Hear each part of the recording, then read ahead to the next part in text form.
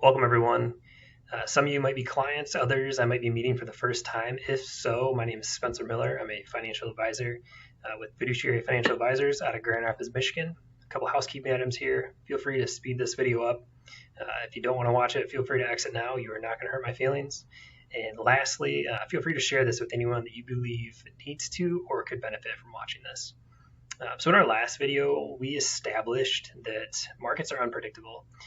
They're going to do, what they want to do. They're going to go up, they're going to go down, and nobody is going to sit here and predict with certainty what's going to happen. So if we know with certainty that market volatility is out of our control, I always like to tell potential clients that I'm meeting with when I'm prospecting to control the things that you can. The main thing that you can control when it comes to investing are the fees that you're paying. If you currently have a money manager or you're working with a financial advisor, I'm going to say with confidence that if I were to ask you what percentage you're paying, you wouldn't know. The term financial advisor gets thrown around pretty loosely in our industry. There's many different licenses that you can get to be able to call yourself a financial advisor. But in fact, over 90% of financial advisors do not have to act in the best interest of their clients, and they knowingly choose and recommend products and strategies that make them more money, which is crazy.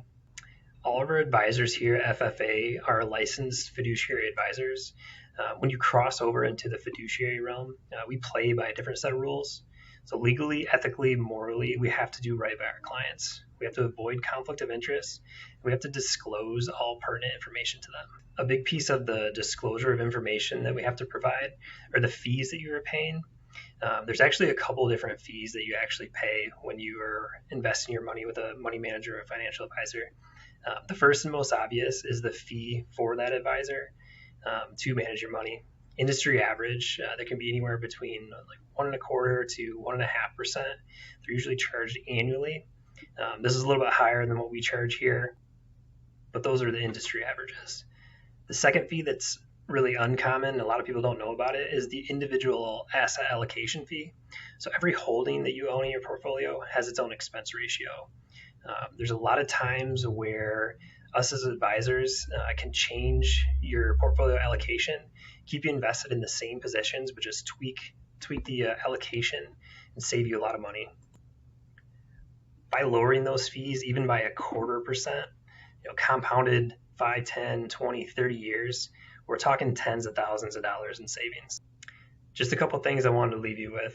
If you're currently working with a financial advisor or looking at hiring one, I would encourage you to know if they're a fiduciary advisor that puts your interests first, and also know what fees you're paying. Depending on what your goals are, you could be leaving a lot of money on the table or adding unnecessary working years to your life. Could you imagine making the largest financial decision in your life and not knowing what you're paying? Imagine buying a car or financing a house and not knowing the interest rate. That's crazy. It's just some thoughts. Have a wonderful day.